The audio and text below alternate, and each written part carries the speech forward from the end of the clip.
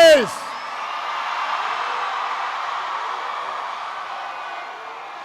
Oh, hello, University of North Florida. It is good to be in Jacksonville. It's good to be in Duval. Before I get started, I was taught that before I do anything else, I got to do a swoop.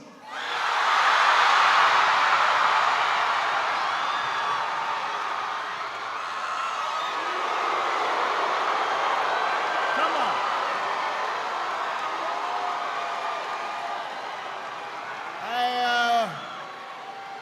I was practicing backstage. I want to thank a couple of people. I love you too. I do.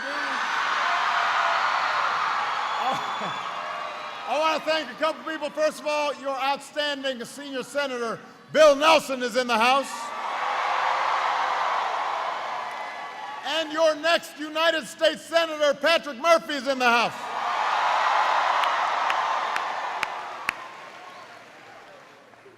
"5 days, Florida. 5 days. 5 days to decide the future of America." Now, the good news is you don't have to wait 5 days, because if you're registered, you can vote right now at any early voting location. In fact, there's an early voting location just 10 minutes away at the Southeast Regional Library. I will give you the address. 10599 Deerwood Park Boulevard.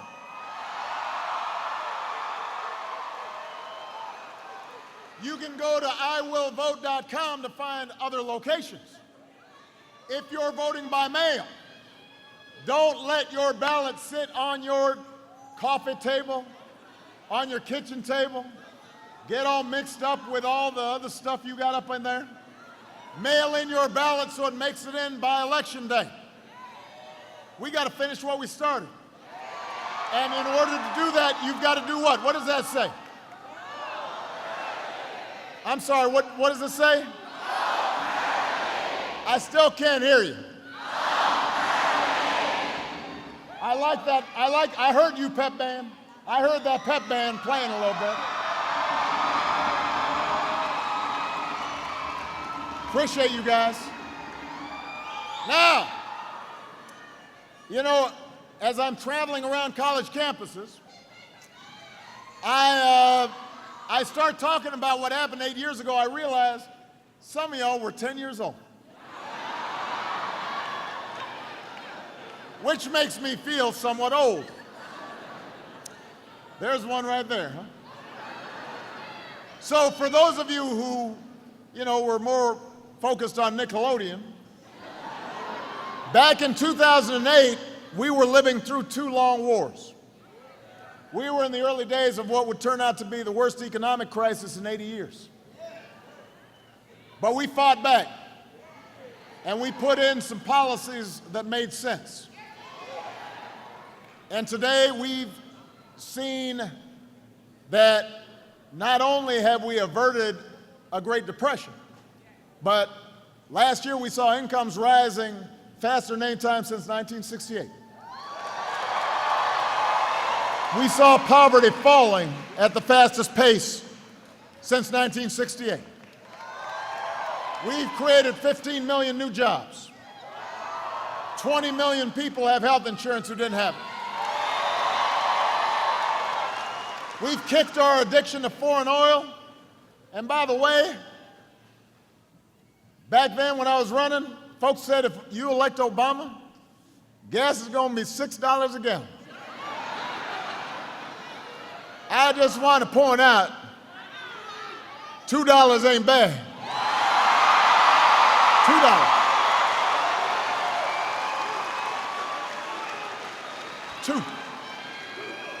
Meanwhile, we've doubled our production of clean energy.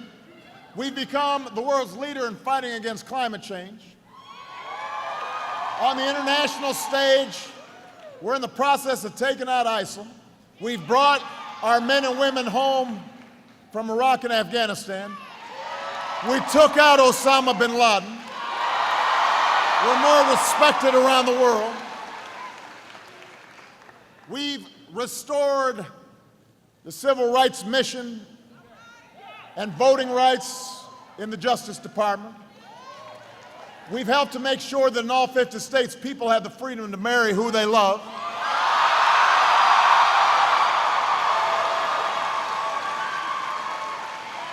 We have been busy, which is why I've got gray hair. I've been working hard. That's what Michelle says. Says I still look good. But you know what? None of this would have happened if it weren't for America's greatest asset, and that is you, the American people. I've seen all of you all across 50 states, people of every faith and every party, and people of every background, young, old, men, women, black, white, Hispanic, Asian, Native American, folks with disabilities, gay, straight, all of them pledging allegiance to the red, white, and blue. All of them understanding that we are stronger when we are together.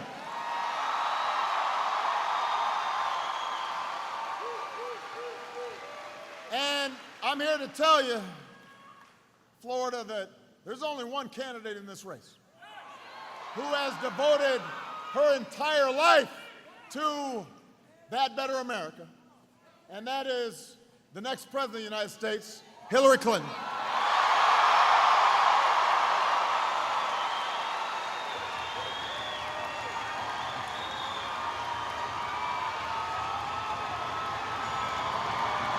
Now, that's the right choice. But I am also here to tell you that this will be a close race, and you cannot take it for granted, because all the progress we've made these last 8 years goes out the window if we don't win this election. So we've got to work our hearts out in the next 5 days. We have to work like our future depends on it, because you know what? Our future depends on it. And I know that here in Florida, you know, you're just inundated with negative ads, and there's so much noise and so much distraction, and sometimes it can be discouraging, but I want you to tune that out, and I want you to focus on the real choice in this election, because the actual choice could not be clear. Donald Trump is uniquely unqualified to be president.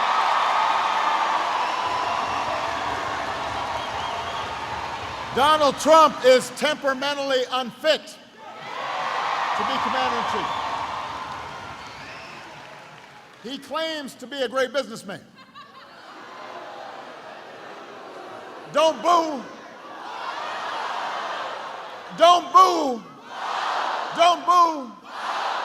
He can't hear your boos, but he can hear your votes.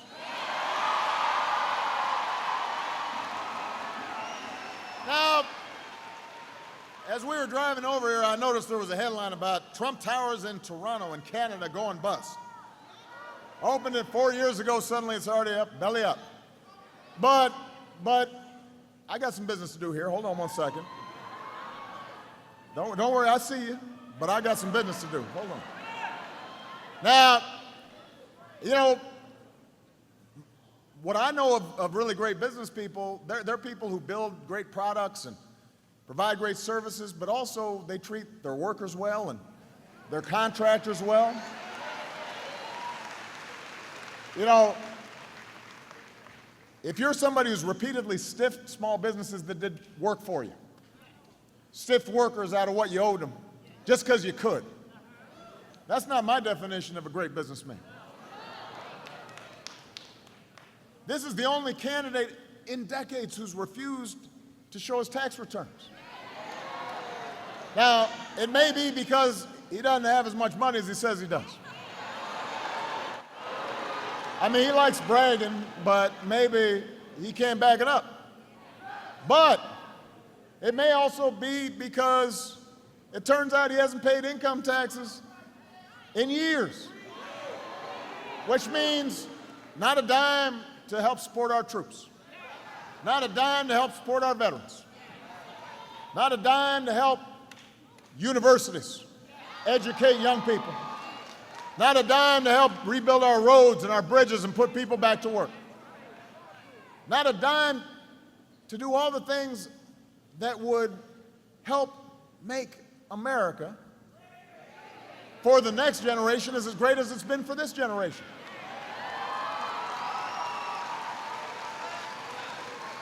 He says he thinks that's a sign that he's a smart businessman.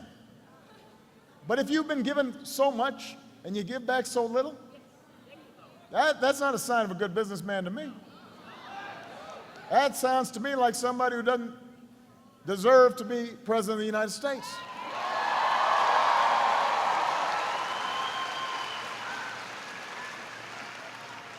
Now, he says that he will be his own foreign policy advisor. He says that he can do that because he has a good brain. That's what he said. But we can't afford a president who suggests that it's okay for America to torture people, or bans entire religions from our country, or insults POWs, or attacks Gold Star moms, or talks down to our troops. Even a Republican senator said we can't afford to give the nuclear codes to somebody that erratic. That's a Republican. As Hillary said, a man you can bait with a tweet is not a man we can trust with nuclear weapons.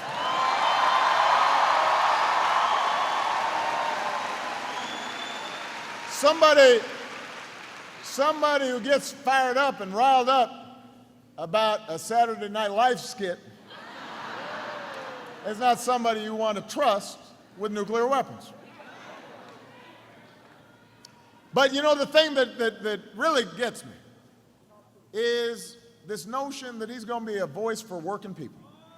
Now look, let's face it, I mean, he's got some support right here in Florida, he's got support around the country, in some cases from working folks, and I just want to talk to him and say, hey guys, look, here's a guy who has spent 70 years on this earth showing no respect for working people. He spent all his time trying to hang out with rich people and celebrities. He's not somebody who's gone around working to make sure people's wages are higher, working to make sure that unions get a better deal on collective bargaining. He's not somebody who's spending a lot of time with folks who are struggling paycheck to paycheck, unless it's somebody cleaning in one of his buildings or somebody mowing one of his fairways. So how can he be a champion for working people? Is that somebody who you want as your voice? Look, do you want somebody who makes fun of people with disabilities or vilifies minorities or immigrants? Do you want somebody to be your voice who brags about how being famous allows him to get away with what is defined as sexual assault and calls women pigs and dogs and slobs and grades them on a 1 to 10 scale? You know, I have been blessed with 2 daughters who are magnificent. They are magnificent because my wife is magnificent. And we teach our kids to treat everybody with respect. That diversity is a strength. That you're measured not by putting other people down, but by how many people you can lift up.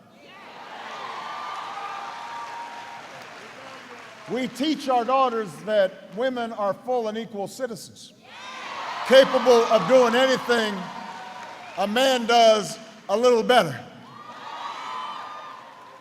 That's the lesson we impart to our children, I'll bet that's the lesson you're trying to impart to your children. And so you hear what Mr. Trump says, and the problem is that it's been happening so frequently that we become numb to it. We almost act like it's normal. We all almost treat this like some reality TV show. You know, one of those shows where they got to bleep out every few sentences? You know, because folks are just acting crazy and saying crazy stuff and being mean and just to manufacture some drama so you can collect more ratings. That is how we are treating this election for the most powerful office on earth, as if it's normal. We've become numb to it, and it's not. It's not. It's not acceptable. It's not normal. You can't make an excuse for it. You can't pretend it's not happening. You know, and when you talk to some folks who are voting for Trump, they'll say, well, you know, he doesn't really mean it. Or it's just locker room talk. They try to justify it or excuse it. Or in some cases they say, well, yeah, that's really terrible, but as long as he supports tax cuts for the wealthy, as long as he supports my agenda, I'm going to go ahead and support him anyway. But I want to tell you about this office that I've been in, the presidency. I want you to understand who you are, what you are. It doesn't change after you occupy the Oval Office. It magnifies who you are. It shines a spotlight on who you are. Because you have more authority, you can act on who you are. So if you disrespect women before you take office, you'll disrespect women when you're in office. If you accept the support of Klan sympathizers before you're in office, you'll accept their support while in office. If you disrespect the Constitution when you're running for office, and you threaten to shut down the press if they say something you don't like, or you threaten in a presidential debate to throw your opponent in jail, or you discriminate against people of different faiths, then that's what you'll do in office. And the reason I want everybody to focus on this is, you know, I'm a proud Democrat, but hold on. We are not Democrats or Republicans first. We are children of God.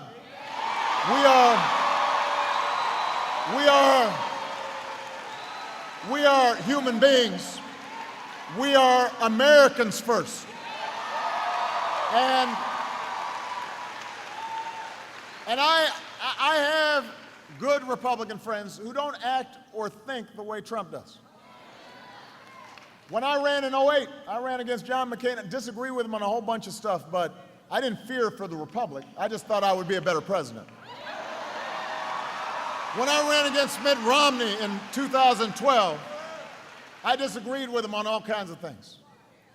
But although I thought I was going to be a better president, I did not think that our democracy would be injured by him taking office.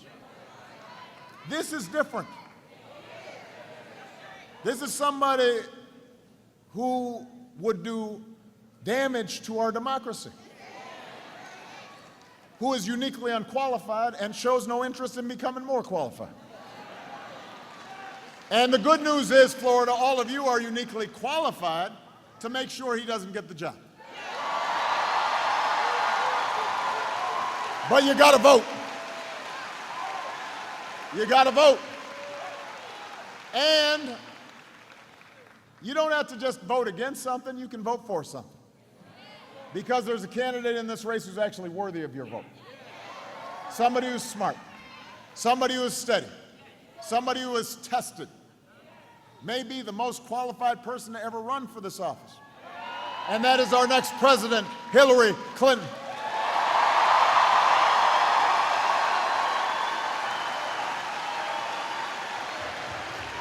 Now, this is somebody who has dedicated her life to making this country better. You think about how she got started. While Donald Trump and his developer dad were being sued by the Justice Department for denying housing to African-American families, at the same time, Hillary was going undercover from school to make sure minority kids were getting an equal shot at a good education. And her entire life has been about fighting for justice and equality. Her heart's always been in the right place. She works hard every single day. I know she worked hard in 2008 when we were running against each other. And then I saw how good she was. I said, come work with me. And she then worked as Secretary of State. She was in the Situation Room, making arguments to go after bin Laden when it was risky, circling the globe again and again as Secretary of State, earning the respect of leaders around the world. She did an outstanding job. Her efforts were not always flashy. They were not always appreciated here at home, but she did the work, and she did it well. She made me a better president. She paid her dues. She understands the world, understands the challenges we face. When things don't go her way, she doesn't pout. She doesn't whine. She doesn't complain. She doesn't blame somebody else. She doesn't say it's rigged.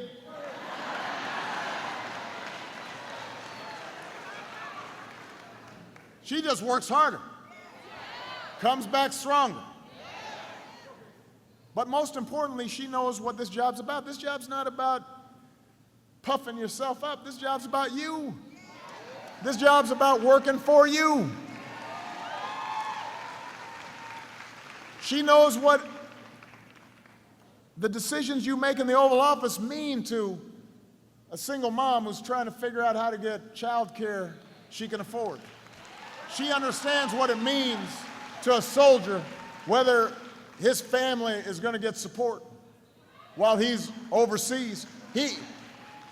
She understands that it means something to students who are trying to go to college for the first time and whether they're going to be able to afford it or not. That the decisions you make will affect some young person who may have been brought to this country as a tot.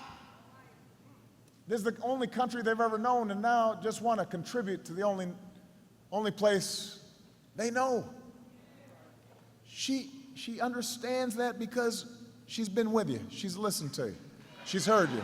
She's fought for you. She knows ordinary folks need a champion. And she's put together plans that actually help. You can go on her website. It's full of plans, full of details, full of how to pay for it. She's done her homework. And she values hard work, and she respects working families. She'll be a commander-in-chief who will finish the job of defeating ISIL. She will be smart, and she will be steady. And so the question is, if you got one person who you know is not qualified, and you got another person who is eminently qualified, the only thing that's left to do is vote. The only thing left to do is vote.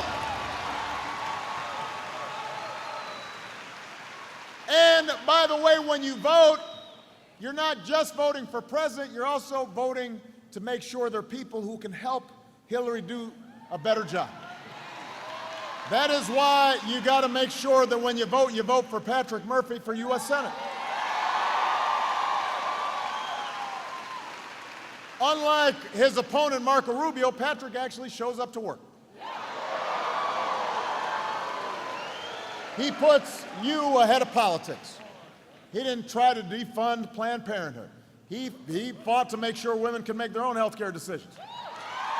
He didn't walk away from immigration reform when the politics got tough. He fought for immigration reform and a pathway to citizenship. Unlike his opponent, he actually believes in science. Believes that climate change is something we should do something about. Fought to restore the Everglades, brought Democrats and Republicans together, and as your next senator, he will work with Hillary to protect this planet for our children.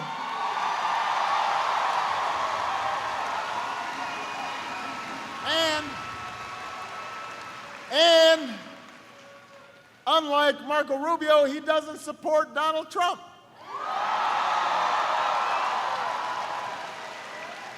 Now, there was a time when Marco didn't sound like he supported Donald Trump. Earlier this year, he called Donald Trump dangerous, a con artist, said Donald Trump had spent a career sticking it to working people. Sounds about right. Marco Rubio tweeted, "Friends don't let friends vote for con artists." Guess who Marco Rubio just voted for a few days ago? Donald Trump, which means he didn't have any good friends. But what it also means,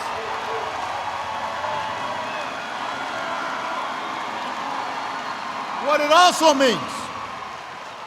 it also means is here's somebody who knows better, but decided it's politically expedient to support somebody who you know is not qualified.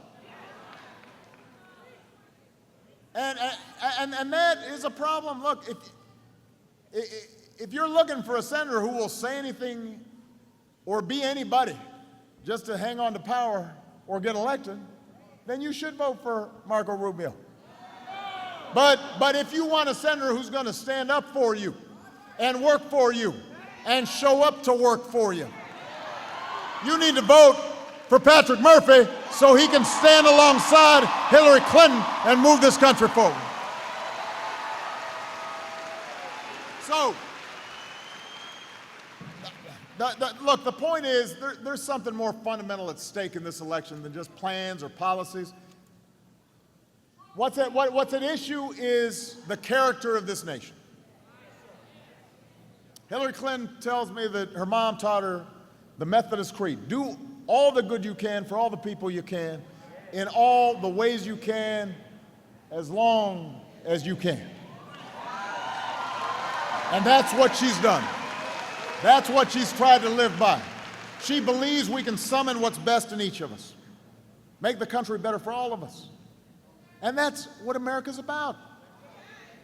That's the country we love. We are unlike any other nation, not because of the size of our military or our wealth or our power. It's because this is a place founded for the sake of an idea. We hold these truths to be self-evident, that all men are created equal, that we are endowed by our Creator with certain inalienable rights. You don't have to be born into wealth or privilege. You don't have to look a certain way or have a certain last name or practice a certain faith. If you are willing to contribute, if you are willing to work hard, if you do the right thing, you can put your shoulder to the wheel of history. You can make a difference. You can live out your dreams. That's what drove patriots to choose revolution over tyranny. That is what led our GIs to liberate a continent. That's what gave women the courage to reach for the ballot. That's what gave marchers the courage to cross a bridge in Selma. That's what led workers to organize for collective bargaining and better wages. That's what makes America exceptional. That's what's always made America great. And America's never been about what somebody from on high will do for you. It's not about electing a dictator or an emperor or a king. It's about what we can do together. What's achieved by us together. It's about self-government.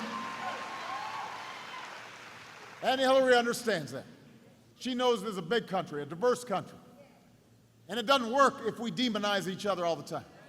She knows issues aren't always black and white, and that progress requires compromise even when you're right. She knows that none of us are perfect, not even presidents. But we should try to conduct ourselves with a sense of decency and propriety and big-heartedness, because our kids are paying attention.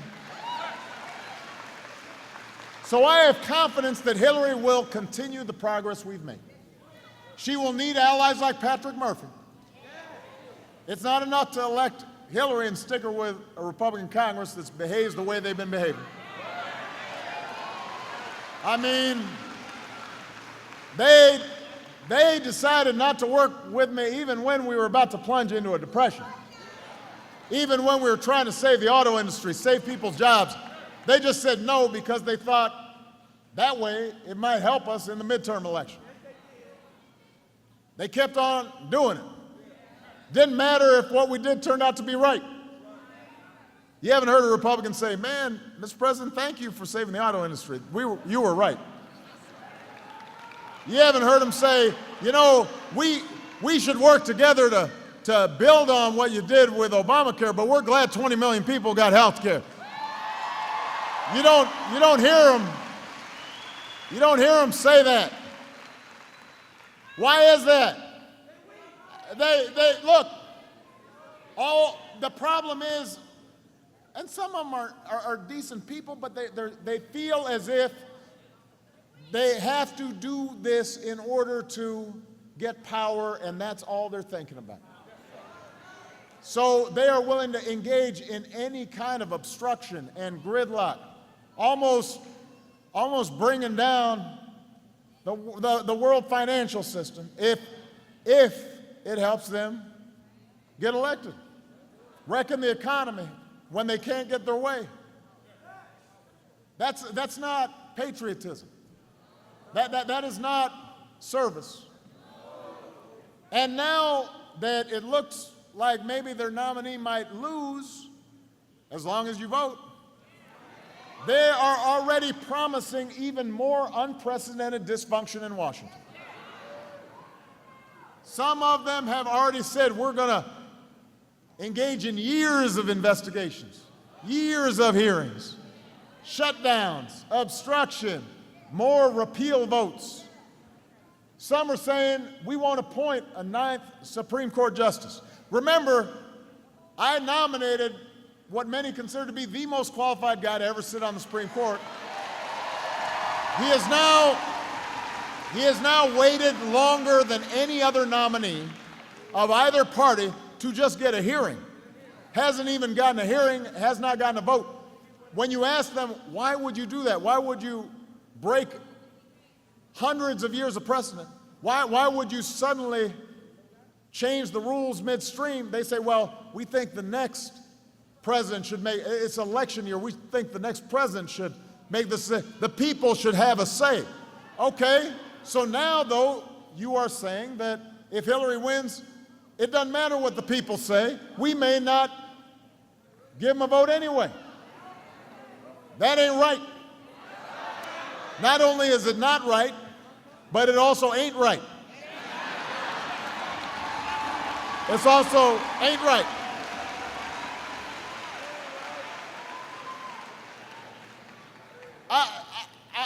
I mean, I just want some consistency.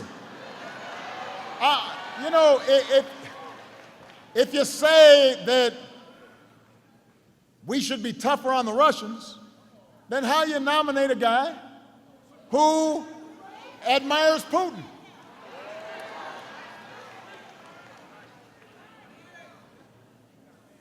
Look, gridlock does not come because Democrats and Republicans are equally obstructionists. I mean, Democrats have their flaws. I promise you, I know them. Just like I got my flaws. I understand we all got blind spots. But generally speaking, Democrats have consistently tried to work with the other side and do reasonable things and just make the government work. And Gridlock's not some fog that comes down and just mysteriously happens. It happens because Republican politicians like Marco Rubio decide they will oppose anything that is good for the country if a Democrat proposes it. In fact, sometimes I propose things that are in their platform just to see what they'll do. And they'll say no. And I'll say, but you just proposed this. Don't matter. We can't do it now because you proposed it. In fact, it's your fault we can't support it because you supported it, even though we said we wanted to do it. Come on, man.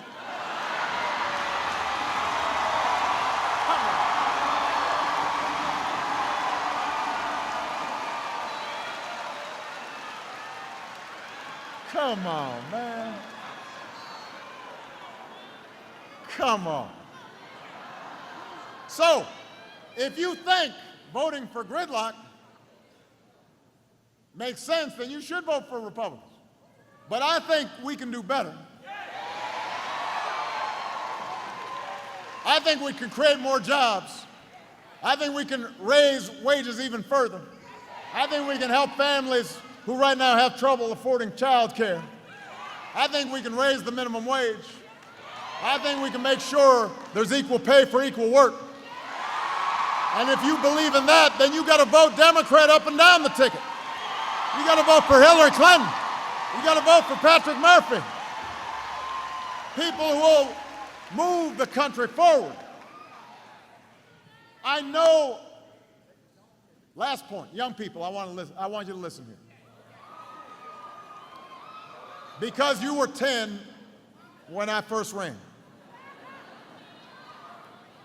So I just want to go back. I want to do a little bit of a reminder.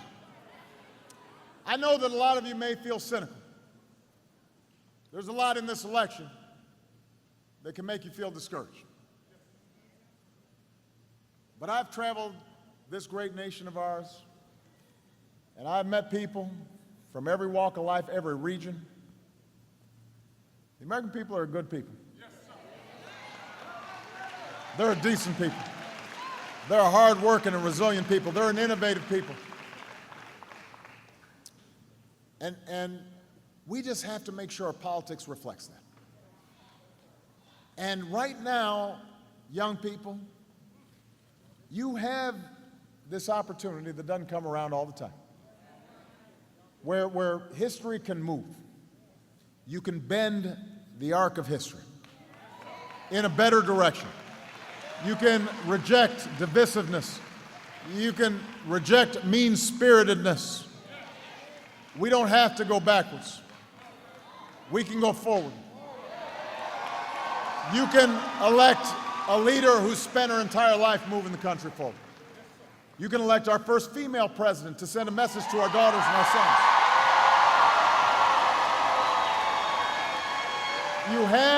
You have this precious chance to shape history. Don't let it slip away. I know, because I've met so many young people, you are full of idealism, you want to make changes, but sometimes you think that there's a way to do it and not be involved in politics, but I'm telling you right now, it is great if you've marched for criminal justice reform. But you've got to vote for a president and a Congress and state's attorneys and prosecutors who actually care about disrupting the pipeline from underfunded schools to overcrowded jails. I know a lot of young people care about the environment, but you got to vote for a president and a Congress who actually believe that climate change is real and will build on the progress we've made to leave our children a better world. If you've been marching for immigration reform, I hear you. But you got to vote for a president and a Congress who doesn't just see immigrants as criminals or rapists, but see them as people who love this country and are trying to do right by their families. If you care about making sure that 20 million people keep their health care, then your vote matters. If you care that a Marine today can serve his country and not hide the husband he loves, then you got to be able to show that at the ballot booth. If you care that that young person is able to afford college and become a doctor or a lawyer, even though he comes from a family where nobody went to college before, you've got to make your voice heard. So I'm asking of you today what I asked of you 8 years ago. Remember, my slogan was not "Yes, I can." My slogan was "Yes, we can." I'm not asking you to believe just in my ability to bring about change. I'm not asking you just to believe in Hillary's ability to bring about change. I'm asking you to believe in your ability to bring about change. I'm not on the ballot. I'm not on this ballot. But everything we've done these last 8 years is on the ballot. 20 million people having health insurance is on the ballot. Increased Pell Grants are on the ballot. Fairness is on the ballot. Decency is on the ballot. Justice is on the ballot. Democracy is on the ballot.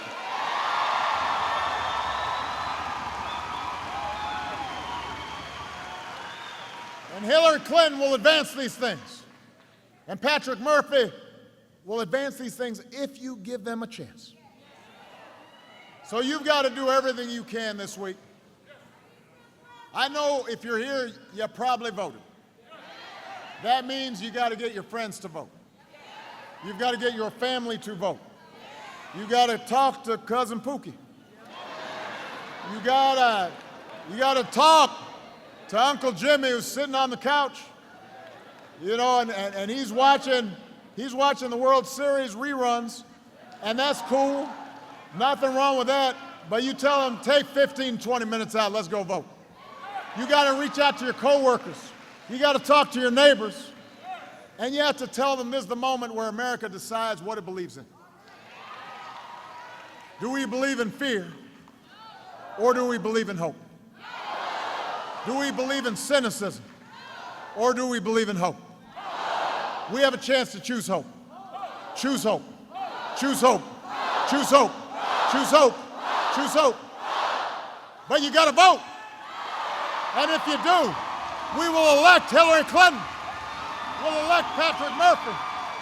We'll continue on this amazing journey. We'll finish what we started. We'll show the world why America's the greatest nation on earth. I love you, Florida. Let's go.